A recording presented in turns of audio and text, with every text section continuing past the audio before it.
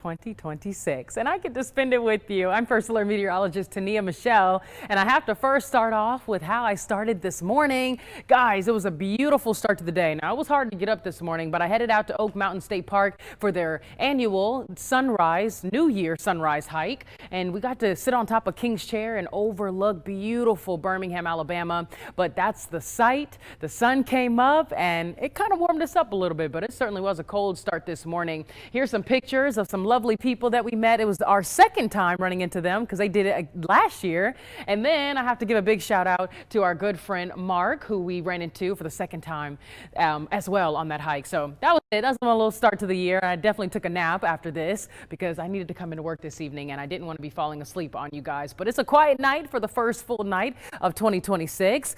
Not too chilly either. I mean, current temperatures holding on into the 40s. But the one thing that we're dealing with our updated drought monitor today is more drought. Moderately dry conditions for much of central Alabama, extremely dry conditions for Greene and Hale County, severe drought for parts of Perry, Hale County, and even into Bibb. We need some rain, guys. Abnormally dry conditions for Fayette, Lamar, and parts of Marion County and North Pickens County. But we're certainly going to stay dry throughout the night tonight. Temps in the 40s and low 50s, 52 in Jefferson, 56 in Tuscaloosa, 48 in St. Clair County. We'll start tomorrow morning in the 40s. But if you have plans this evening, a light sweater or jacket will do you just fine. You can leave the rain gear at home. We stay dry overnight with our chance for rain not until tomorrow morning. Light wind tonight. Those clouds increasing already. We are going to hold a mostly cloudy night sky. Here we are by 9 o'clock. Temperatures low 50s, upper 40s on the map. Staying cloudy into early Friday ahead of our next chance of rain. We'll see waves of rain. This is 8 a.m. on and off during the morning hours. Here 7 p.m. Rain chances increase late Friday night and into early Saturday. Could see some periods of heavy rainfall. Most of you will be asleep, and by the time you wake up, all of this will be out of here. We'll actually see some breaks in the clouds by your Saturday morning and then drying up as well. Maybe a few lingering showers, but expect dry conditions for the second half of your Saturday. And we look dry for the second half of your weekend. A little cooler Sunday, not terrible though, mild mid to upper 50s. Now, there has been a lot that happened in 2025, and I think we should take a look back at it. Meteorologist Matt Daniel has a look back at some of the biggest weather events in our area last year. We started out 2025 with a line of storms that swept through West Alabama on January 5th. One of the cells produced an EF1 tornado that brought several trees down near Pine Grove Road in Pickens County. Fortunately, no one was hurt when this tornado formed. Less than a week later, on January 10th, it was a surprise snow event. We had cold air in place with moisture moving in from the Gulf Coast. Snow started falling across central Alabama before sunrise. With a very cold ground, snow accumulated quickly, producing an average of 2 to 4 inches of snow across central Alabama. Snow transitioned to a sleet and freezing rain mix as temperatures started to warm late that morning. The winter storm closed schools and disrupted travel as snow and ice accumulated on the roads. It was the first time we measured snowfall across the area since March 12, 2022. Less than 2 weeks later, a historic winter storm brought several inches of snow along the Gulf Coast. On January 21st, places like Gulf Shores, Orange Beach, Mobile, Pensacola, and Panama City Beach all saw at least 4 inches of snow. Gulf Shores was covered in 8 inches of snow with several people on the beach making snowmen instead of sand castles. One verified report from Foley measured 10 inches of snow. Mobile recorded its highest amount of snowfall since 1881 with a 2-day total of 7.5 inches. Thanks to all the snow, temperatures plunged to 6 degrees on the morning of the 22nd. That was Mobile's third coldest temperature on record. The air was simply too cold and dry to support snow in north and central Alabama. The coldest temperatures of the year occurred after the Gulf Coast snowstorm. Birmingham ended up with a low of 9 degrees. Tuscaloosa dropped to 11. Anderson dropped to 13 degrees. Spring brought central Alabama 3 rounds of tornadoes, including February 16th that produced the EF0 tornadoes in Moundville and in Coosa County. The most notable severe event that occurred was March 15th tornado outbreak. A rare high-risk threat level 5 out of 5 was issued for central Alabama. Supercells formed on a Saturday afternoon, producing 15 confirmed tornadoes across our area. The strongest tornadoes of the day was an EF3 that struck Dallas and Chilton counties. Another EF3 tornado struck Tallapoosa County. Storms produced significant damage with downed trees and structural damage to homes. 3 people died and 6 were injured. The Southeast was hit with 74 tornadoes on that day. On May 20th and 21st, we had another round of storms impact central Alabama, producing 3 EF1 tornadoes in Calhoun, Cleburne, and Bullock counties. Storms knocked down trees and damaged a barn in Cleburne County. Summer started out with a wet June, but it didn't last long. Below average rainfall in July was the start of a long dry spell for much of the state. The hottest weather we experienced this summer happened in mid-August as highs climbed into the mid and upper 90s. Birmingham reported its warmest high of 100 on August 20th. Dry weather continued into the fall months, producing drought across the state. Drought intensified in September and October, where over 70% of the state was experiencing moderate to extreme drought conditions. Drought continues as we make our way into 2026. Birmingham remains over 8 inches below average for the year. Tuscaloosa has a yearly rainfall deficit of over 4 inches, and Anniston actually has a 3.5 surplus for the year. Sometimes tropical systems can help produce wet weather across the southeast, but that did not happen in 2025 Atlantic hurricane season. We had 13 named storms and 5 hurricanes. 4 of the 5 hurricanes became major hurricanes. We didn't have a hurricane hit the United States for the first time since 2015. Most storms formed in the Atlantic and curved away before they reached the East Coast. The Gulf remained quiet, but the 2025 hurricane season will still be remembered for years to come due to a single storm, Hurricane Melissa. Melissa struck Jamaica as a Category 5 hurricane with winds up to 185 miles per hour and a minimum central pressure of 892 millibars, tying it as the strongest landfalling hurricane on record in the Atlantic Basin. Cleanup and recovery continues on the island and is expected to take years. A fun phenomenon occurred on November 12th as a solar storm struck the Earth, providing vivid colors of the northern lights as far south as Florida. We were able to see red and purple colors in the night sky. It was a rare thing to see, but what makes it extraordinary is that we were able to see the northern lights last year as well. The last severe threat that impacted us in 2025 was a line of storms that swept through Alabama on November 25th. Damaging winds knocked trees down, which resulted in thousands of power outages across central Alabama. The National Weather Service in Birmingham surveyed the damage and discovered an EF1 tornado and an EF0 tornado, both in Jefferson County. So what will 2026 bring? Alabama can produce amazing weather, and sometimes it can bring us extremes. We can promise you that the First Alert Weather Team will be on your side, keeping you safe and informed as the weather changes. Matt Daniel, WBRC 6 News, on your side.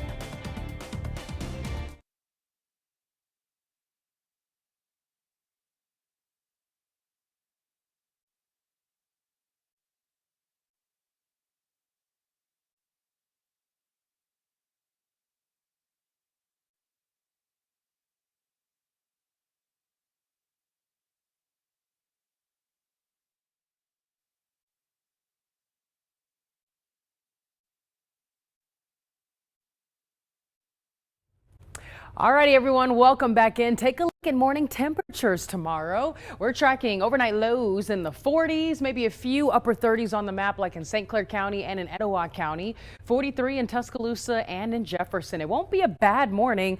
We stay well above freezing, which is good. And then the afternoon's not terrible. Upper 50s and low 60s on the map, 58 in Walker County, 60 in Jefferson.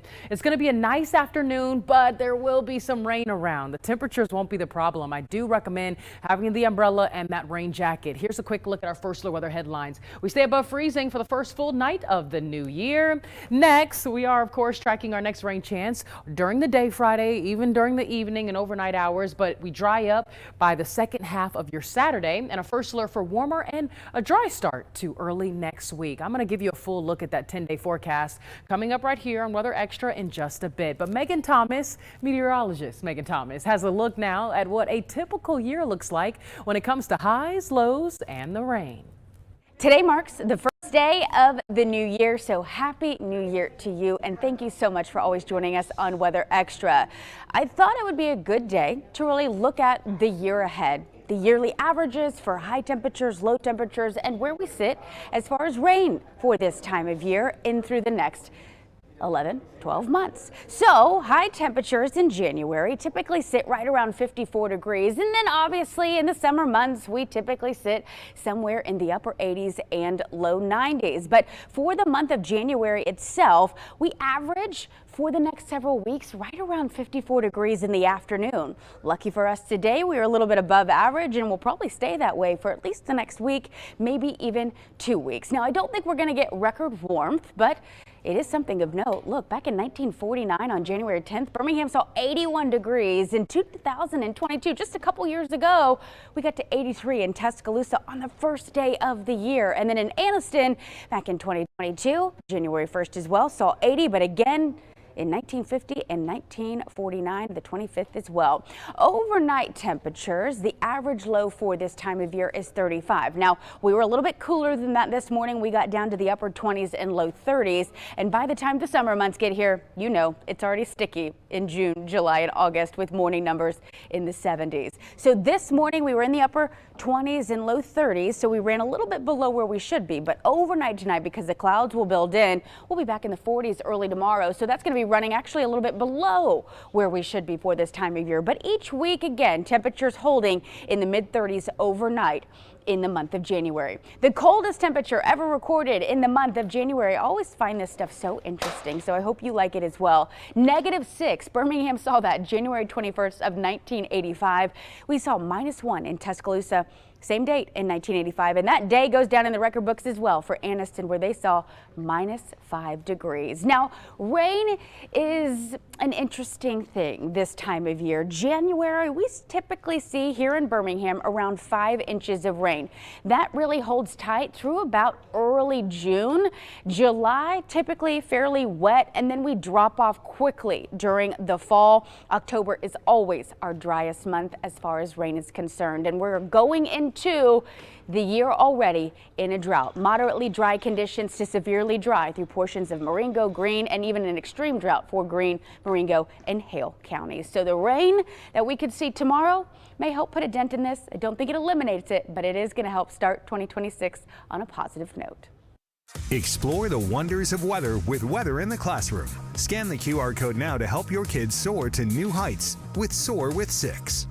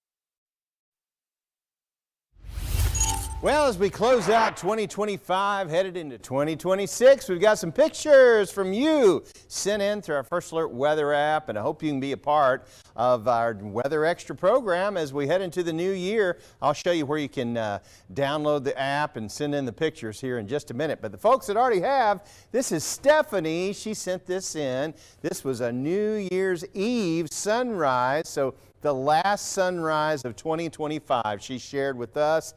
So we say goodbye to the sunrises in 2025. Look at Darlene Murray. This was the last sunset of 2025. So we had the sunrise and the sunset. This was from Logan Martin Lake, and just beautiful colors there with the pretty tree. Thank you very much. Then we had the moon setting New Year's morning. So the moon's going bye-bye. We have a beautiful start to 2026. And another viewer shared in a cold front that's coming through. It's going to start us off with a brand new year with a chance of rain.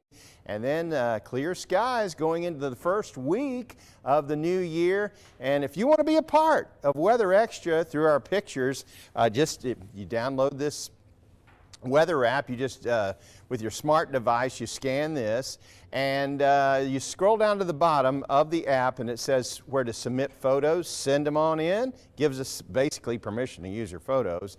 And you can be a part here of Weather Extra as we head into the new year.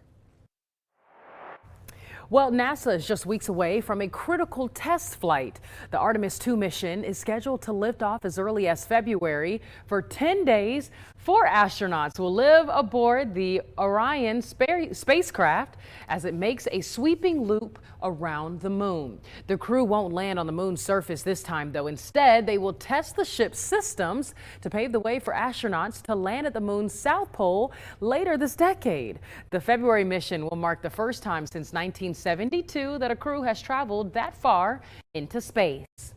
In California, days and days of rain have left damage across southern parts of the state. For one homeowner, what was supposed to be a relaxing holiday turned into despair. But unexpected help from neighbors and strangers is giving the homeowner and his wife renewed hope.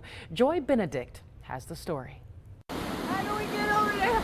You don't. Christmas Eve's storm turned into a river of mud. And that wave picked it up, hit the door, and went right up through the house. One that ran right through the Pinion Hills home of Mike Dodgen. The levee gave way up above me somewhere, and then all the water from Wrightwood coming down the wash started coming right into my property. I couldn't believe the power of the water and the mud. He and his wife were soon trapped inside. She was screaming. I told her, I'm inside, I'm inside.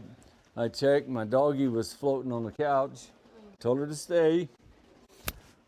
I checked on my wife. She was okay. But they were stuck for 4 hours until the water receded. Went to every room in the house. It destroyed everything. His family got them out that night. But with no flood insurance, they thought they would lose everything. He said, I'm going to have to walk away and leave it. I can't. What can I do? It's a loss. And I said, no, you don't. Like, we can save it. But the next day, strangers started showing up, helping them dig out. And today, volunteers with Team Rubicon started cutting the drywall. A muck out is when a house is flooded and it's affected inside, and all of the belongings inside are, essentially wet or ruined. And so we bring all of that out. Team Rubicon, a veteran-led organization, arrived in San Bernardino County Tuesday with 50 volunteers helping to clean up. We do this because it's our passion. We feel it's our responsibility to help and to respond to our communities. But this home here in Pinion Hills certainly isn't the only one that is dealing with this type of water and mud damage. Although the county is still trying to assess its exact numbers, we're told that there are dozens of homes in similar shape. But even with more rain on the way, for now the Dodgens say they are simply thankful. I mean, all this help is grace. It isn't earned, it's grace. Very nice people. For although this family may have to throw out all their belongings, thanks to the help of strangers, they'll someday have a home to return to.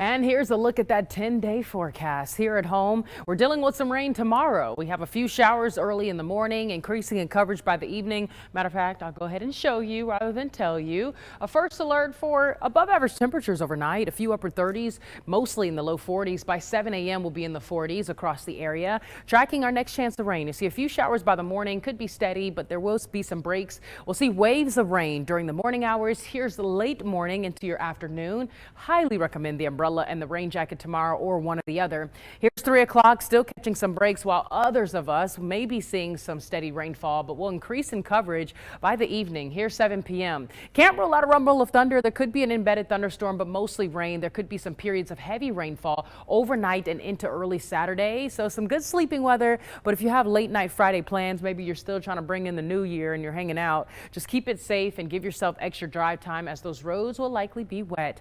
Beneficial rainfall though, because we have drought all across the area, so we need it, but we'll be drying up pretty quickly. Saturday is not going to be a washout. If you have plans, expect rain early morning, and then we'll start to see clouds breaking up, rain moving out as we near the afternoon and evening hours. Here's 4 p.m. Saturday, and we look sunny. We'll actually hold on to a mix of sun and clouds for the second half of the day, and some drier and cooler air will settle in, and we'll feel it early Sunday morning with a drop in temps starting off in the 30s. The good news is most areas will stay above freezing, but some areas may be near freezing. We're talking about low 30s up north in Coleman, 32 in Haleyville, 38 in Tuscaloosa, 38 in Birmingham, 37 in St. Clair County, with some low 40s overnight further down south central Alabama. High Sunday, a little cooler, mid to upper 50s, not terrible. Again, a mix of sun and clouds, more sun than clouds. And then we bring in Monday. Monday morning is going to be chilly. Let's go back here. Monday morning is going to be chilly, more widespread 30s, and then we track even warmer temperatures for the middle and the end of the week.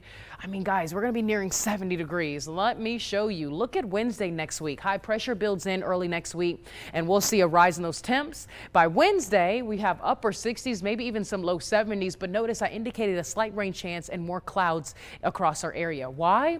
What's happening is we're going to see a front that's going to set up to our north in parts of Tennessee and over North Georgia, and that's going to keep stubborn clouds for our area, but we can't rule out a passing shower. Most areas should stay dry, but I indicated a 20-30% chance between Wednesday and Thursday, because some of that moisture just might try to push into our area, but certainly going to see some stubborn clouds. So maybe not a whole lot of sunshine mid to late next week. Things can certainly change. We'll keep you up to date with that. Be sure to check in with us throughout the night tonight and again tomorrow and for the weekend. Beyond that 7-day, we're looking warm but a little wet.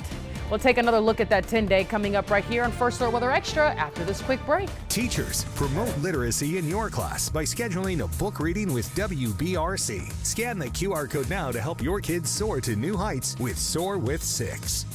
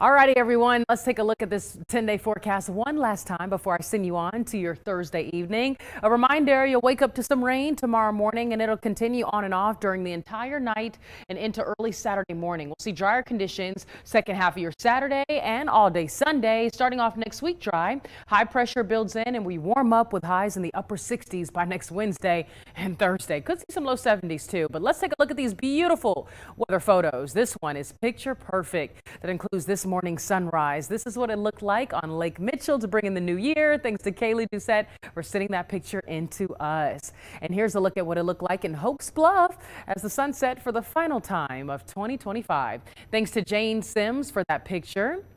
And lastly, the state line. Now this one gorgeous. Oh my goodness. Tennessee. Oh, I love it. What a gorgeous sight. This was a sunset in Tennessee to bring in the new year. Thanks to Norma Bryan for that lovely photo.